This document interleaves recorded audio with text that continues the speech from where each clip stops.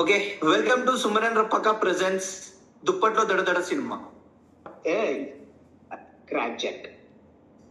ఓ crack jack అంటే ఇదే అది అది ఓకే, అది ఓన్లీ నీకు తెలుసు కదా. ఓకే ఓకే నమస్తే.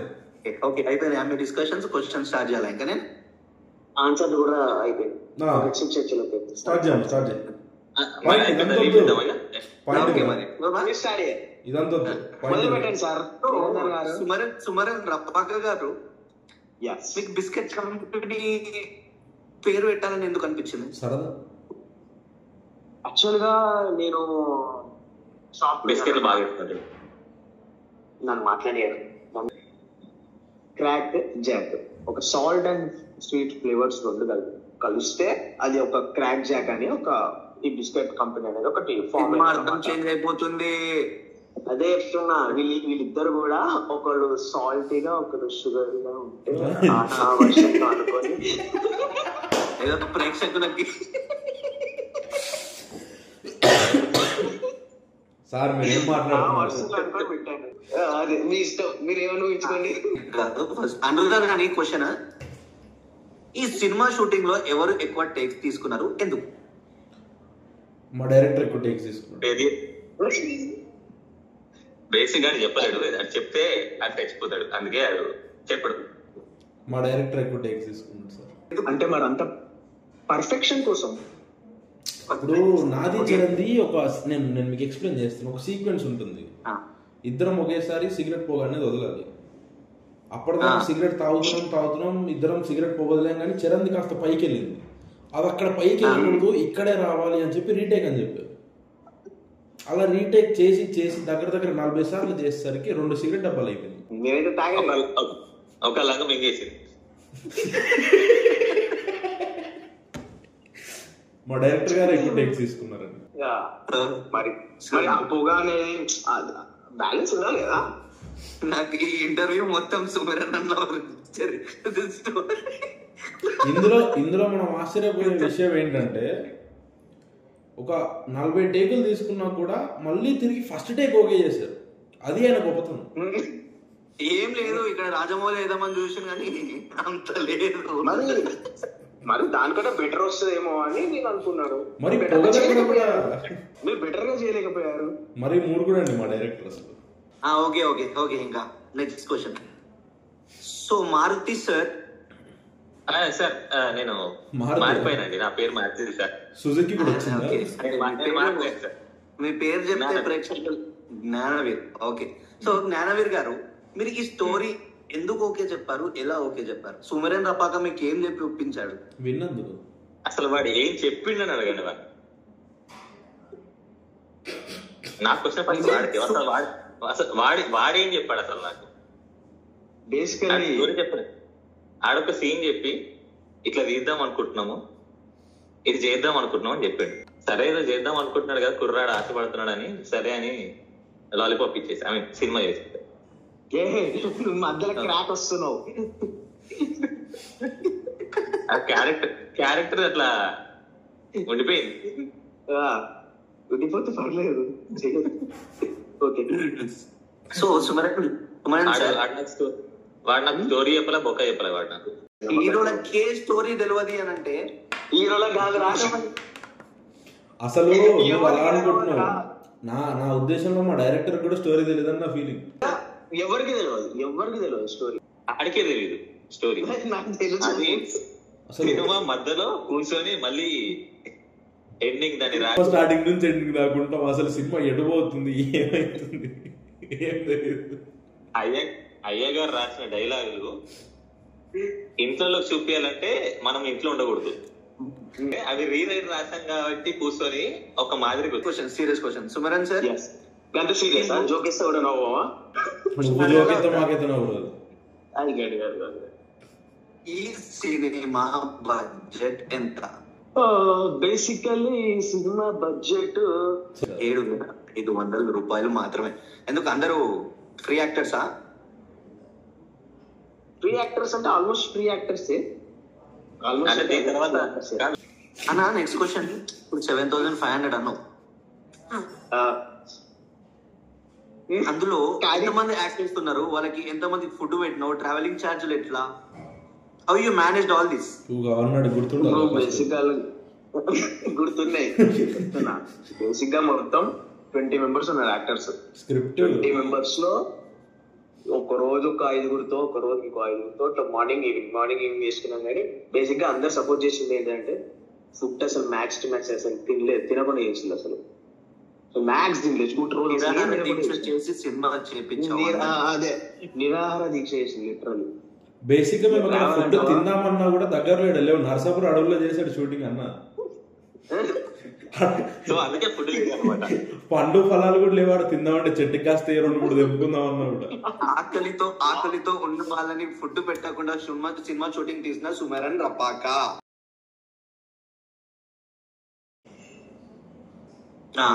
అందుదన్న నీకు నీ జాక్ అనే క్యారెక్టర్ రియల్ లైఫ్ లో నీతో ఒక రోజు స్పెండ్ చేయాలంటే ఎలా స్పెండ్ చేస్తావు? జాక్ నాతో స్పెండ్ చేయాలంటనా తీసి డిక్లేర్ ఇస్తా. నేను నా క్యారెక్టర్ తో స్పెండ్ చేయాలంటే ఫస్ట్ థింగ్ నా క్యారెక్టర్ నాతో, ఆ జాక్ అనే పర్సన్ నాతో ఉన్నప్పుడు నేను నా పిల్లతో బయటికి పోను. మెయిన్ థింగ్ ఇట్లా గర్ల్ ఫ్రెండ్స్ ఇట్లాంటి పంచాయతీలు ఏమైనా ఉంటే జాక్ నుంచి దూరంగా పెట్టాలి, ఎందుకంటే అదే సినిమాలో తెలుస్తుంది. సెకండ్ థింగ్ వాని ముందు కులు జోకులు వేయకూడదు, ఎందుకంటే మీకు సినిమా చూడండి అర్థమైంది. అండ్ లాస్ట్ వచ్చేసరికి చాలా కామన్ సెన్స్ పెట్టి వాడితో మాట్లాడాలి. ఇది మాత్రం ఎందుకనేది మాత్రం ఖచ్చితంగా నేను చెప్తాను, సినిమా చూడండి.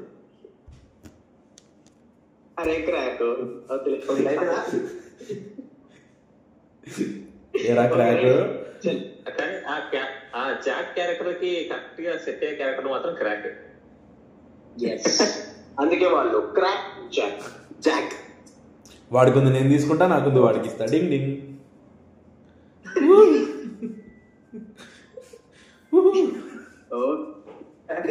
సరే నాదిరా నీ క్వశ్చన్ చెప్పరా. ఈ సినిమా బడ్జెట్ 7,500 అని తెలిసినాక నీ మొదటి రియాక్షన్ ఏంటి? అంటే లెక్కకి వచ్చిన బడ్జెట్ అది. అంటే మేము దగ్గర ఉండి చేసినాం కాబట్టి ఆ బడ్జెట్ అంతా పెద్ద రియాక్షన్ రాలేదు నాకు. ఆశ్చర్యపరచలేదు అంతా.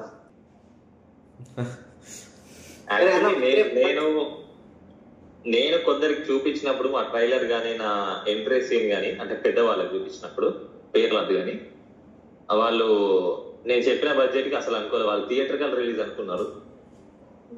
ఇంకా చాలా మంది ఓటీటీగా థియేట్రికల్ అని అడిగారు కానీ బడ్జెట్ సరిపోక అక్కడికి ఆపేమని చెప్పాను అనమాట. యూట్యూబ్ ఇస్తున్నాము, యూట్యూబ్ లో మేమే రిలీజ్ చేసుకుంటున్నాము. దీని నుంచి మీలాంటి పెద్దవాళ్ళ ప్రొడక్షన్ చేస్తే థియేట్రికల్ తీసి చూపిస్తామని చెప్పాను. అన్నేస్తాడు గ్యాప్ లో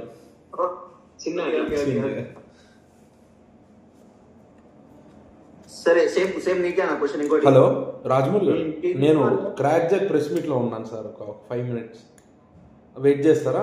వెయిట్ చేయండి. నేను ఓకే సార్. రాజమౌళి గారు అసలు మొన్న నుంచి కాల్స్ మీద కాల్ చేస్తారు. మహేష్ బాబుది కొంచెం యంగేజ్ క్యారెక్టర్ ప్లే చేయాలంట అప్కమింగ్ సినిమాలో. వెయిట్ చేయమని చెప్పావు కదా ఇప్పుడు రాజమౌళిని. వెయిట్ చేయమని చెప్పాను. మీ ఆఫీస్ ముంగడు కొందరు వస్తారు, కొద్దిగా కంట్రోల్ చేసుకో. అడ్రస్ పెట్టాను నేను పంపిస్తా. అసలు చాలా మంది శంకర్ గారు అయితే మరి ఇబ్బంది పెట్టేస్తారు. భారతీయుడు 3 ప్లాన్ చేద్దాం, కమలాసన్ మహేష్ బాబు ఎంగేజ్ క్యారెక్టర్ అంట. అంటే మహేష్ బాబుకి సర్ప్రైజ్ అండి. మహేష్ బాబుకి సర్ప్రైజ్. మిల్క్ బాయ్ లా ఉంటాడు. మనకేంత ప్రొడక్షన్ కంపెనీలా ఉన్నావు. ఏదైతే మిల్క్ కామనే కదా. ఇది క్రాక్ జాక్. ఎందుకంటే దీనికి ఆన్సర్ మీకు దొరకాలంటే సినిమా చూడండి. ఏ డైలాగ్ లాజిక్ లో ఉంటది. సో అన్న క్వశ్చన్ ఏంటంటే జ్ఞానవీర్ అన్న, నీకే సినిమాలో నీ ఫేవరెట్ నాన్ సెన్సికల్ డైలాగ్ ఏది? మంచి గుర్తు చేస్తావా? నాకు తెలుసు.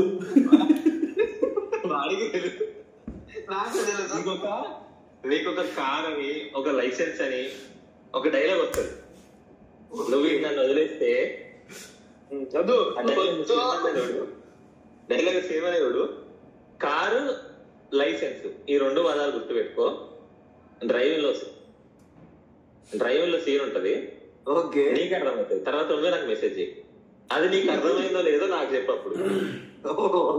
ఇప్పుడు ఎలా ఉంటుందంటే డైలాగ్ గురించి సుమిరత్ ఎలా ఉంటుందంటే, ఇప్పుడు నువ్వు వచ్చి అన్నం తిన్నావా అంటే తిన్నానంటావు. ఎందుకు తిన్నావు అన్నా అంటే నీకు ఆకలి కాలేదు కాబట్టి నేను తిన్నారా అంటాడు అన్న. అది అంటే నాకు ఆకలి లేదని అర్థం. వాడికి ఆకలి లేదు కాబట్టి నేను తిన్నా, నాకు ఆకలి వేస్తే నేను తిన్నా అనేది డైలాగ్ కాదు.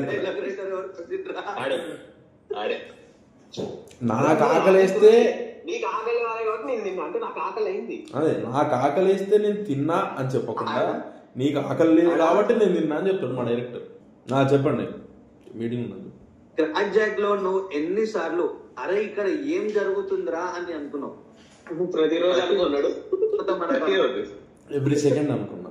వాడు యాక్షన్ అనగానే అసలు ఏమైతుందిరా ఇక్కడ, అసలు ఏమైతుందిరా ఇక్కడ, ఏందిరా నువ్వెందుకున్నావు, నేనెందుకున్నా, వాడెందుకున్నాడు, ఆడ కెమెరా ఎందుకు పెట్టిరు, అసలు ఈ డైలాగ్ ఎందుకుంది ఈడ, అసలు ఇది దీనికి మీకు ఆన్సర్ తెలియాలంటే సినిమా చూడాలి. సినిమా ఇప్పుడు స్టార్టింగ్ నుంచి నువ్వు చెప్పినట్టే ఎవరు చెప్పలేదు ప్రముఖ గురించి కదా. ఎందుకంటే సినిమా చూడు, సినిమా చూడు. సరే, నెక్స్ట్ క్వశ్చన్ శివరణ చెప్పు. క్రాక్ జాక్ లోని సర్రియల్ కామెడీని ఒక లైన్ లో చెప్పాలంటే ఏమని చెప్తావు? సర్రియల్ కామెడీ ఇప్పుడు ఇక్కడ అద్దాలు పెట్టేసి మెడలో చైన్ వేసేసి తగలేకొని వేసుకోండి.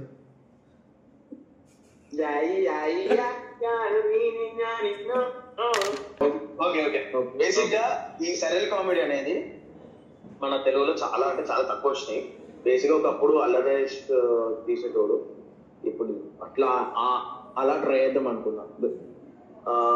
లైక్ రియల్ లైఫ్ లో జరగనివి, అలా మాట్లాడినవి, ఆ సిచ్యుయేషన్స్ ఎవరికి జరగనివి ఇందులో జరిగితే ఎలా ఉంటది.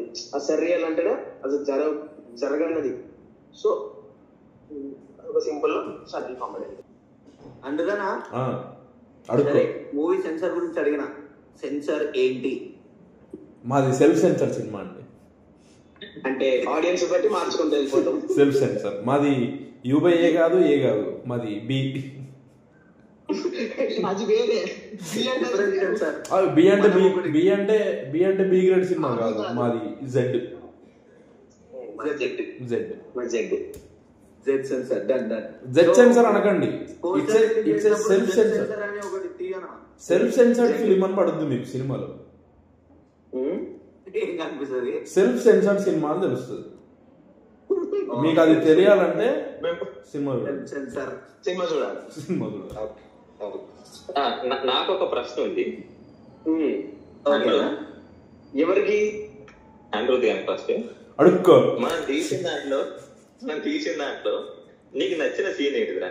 అంటే నీకు నచ్చింది ఏ రకంగా ఎంజాయ్ చేసిందా, లేకపోతే ఈ సీన్ న్యాచురల్ గా వెళ్ళిపోతాయి మనం చేసేది? నాకు 2 సీన్స్ చాలా బాగా నచ్చాయి. ఒకటి నీది నాది లిఖితది కాన్వర్సేషన్. నేను లిఖిత గొడవ పడుతూ ఉంటే, అదే జాకోను ముంతాజ్ గొడవ పడుతుంటే నీది నాది డైలాగ్ వస్తుంది. అక్కడ తంతే కాలువలో పడుతాను ఒక డైలాగ్ ఉంటుంది. అదొకటి. మొత్తం డైలాగ్ తెలియాలంటే సినిమా చూడాలి. అండ్ సెకండ్ సీన్ వచ్చేసి మనం పవన్ కళ్యాణ్ గారిది, అదే మన ఏపీ డిప్యూటీ సీఎం గారిది ఒక చిన్న డైలాగ్ ఒకటి తీసుకోవడం జరిగింది సినిమాలో. అది నా ఫేవరెట్ డైలాగ్. అది డైలాగ్ మీకు తెలియాలంటే ఖచ్చితంగా సినిమా చూడాలి. కానీ ఆ డైలాగ్ ఎవరిదో అని తెలియాలన్నా కూడా సినిమా చూడాలి. ఇప్పుడే చెప్పాడుగా, ఇప్పుడే పేరు చెప్పాడుగా.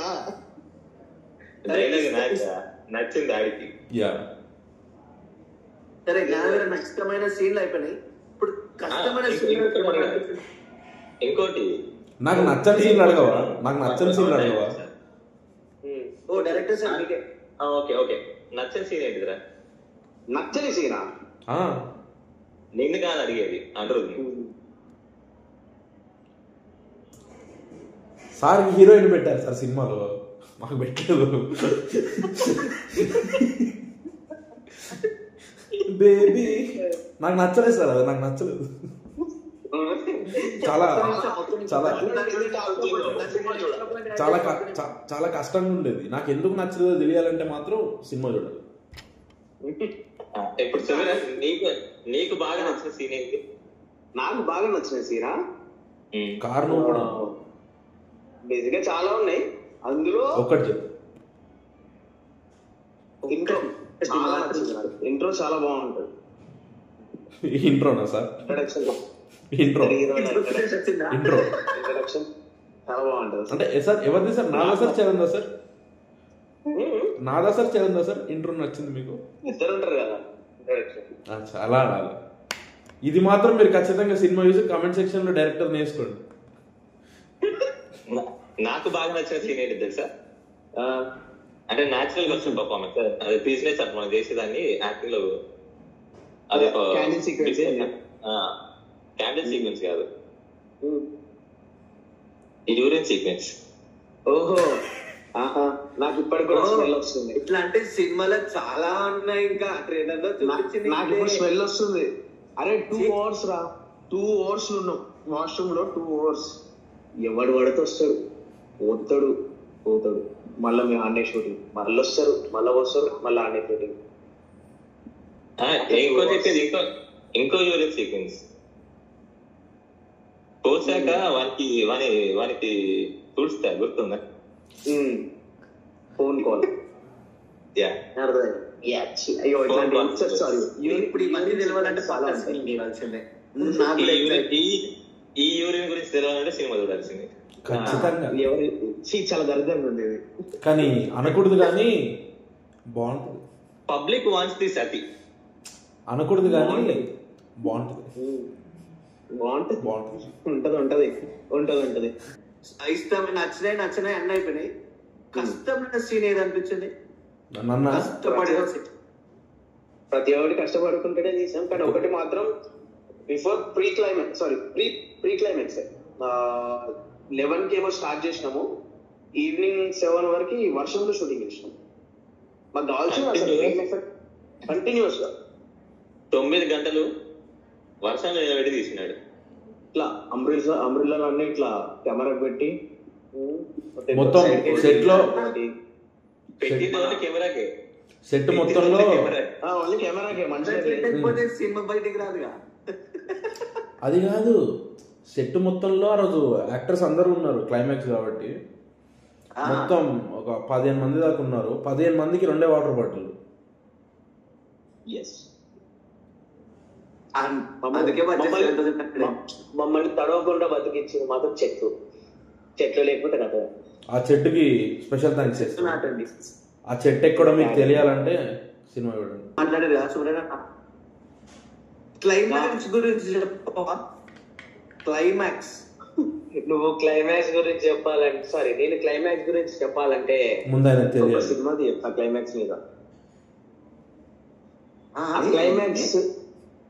నేను క్లైమాక్స్ గురించి చెప్పాలంటే క్లైమాక్స్ మీద ఇంకొక సినిమా తీయవచ్చు అంటున్నా. ఇంకో సినిమా కాదు, ఇంకో ఇంటర్వ్యూ పెట్టుకోవాలి బేసిక్ గా ఓన్లీ క్లైమాక్స్ గురించి మాట్లాడుకోవడానికి. షార్ట్ గా చెప్పేస్తా. బేసిక్ గా ఫస్ట్ మాకు లొకేషన్ దొరకలేదు క్లైమాక్స్. నాకు ఓపెన్ గ్రౌండ్ కావాలి. సరే ఎలా అన్నప్పుడు జీవన్ హెల్ప్ చేసి ఉండే. సో అక్కడికి వెళ్ళాలంటే ఒక నియర్లీ 100 kilometers ఉంటుంది. కానీ అక్కడ తెలిసిన విషయం ఏంటిదంటే అక్కడ ఒక బడ్జెట్ కట్టాలి అని చెప్పేసరికి మేము అక్కడికి డ్రాప్ అయిపోయాం. తండలే అని చెప్పేసి ఇంకొక లొకేషన్ దొరుకుతుండే, బాహుబలి తండలే సాంగ్ లొకేషన్. అక్కడికి వెళ్ళిపోతూనే కొన్ని ఇష్యూస్ వల్ల అక్కడ చేయొద్దు అని చెప్పేశారు షూటింగ్. సో అట్లా అని చెప్పేసి ఆన్ ద స్పాట్ అప్పటికప్పుడే మళ్ళీ ఒక ఫ్రెండ్ కళ్యాణ్ ఫోన్ చేసి ఇక్కడ లొకేషన్ ఉందని చెప్పేసరికి అక్కడికి వెళ్ళిపోయి ఉండే.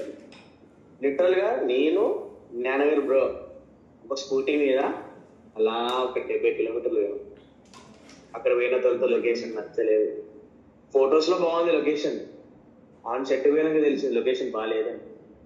మళ్ళీ అక్కడ నుండి మళ్ళీ రిటర్న్, మళ్ళీ ఒక 70 కిలోమీటర్ మళ్ళీ రిటర్న్ వచ్చినాం. అట్లా 140 కిలోమీటర్స్ ట్రావెల్ చేసిన తర్వాత స్కూటీ ఇట్లా ఒక ట్రాలీలో స్కూటీ అందులో వేసి షోరూమ్ పంపించేసాం. స్కూటీ ఓన్లీ ఆ కిలోమీటర్ దిగాను కాదు, అది వేసుకొని ఎయిర్పోర్ట్ దాటి ఎయిర్పోర్ట్ అవతల ఉన్న ఊర్లలో గడ్డిలలో రాజేంద్రకి స్కూటీ వేసుకుని పోయి సరే ఇంత జరిగిందా.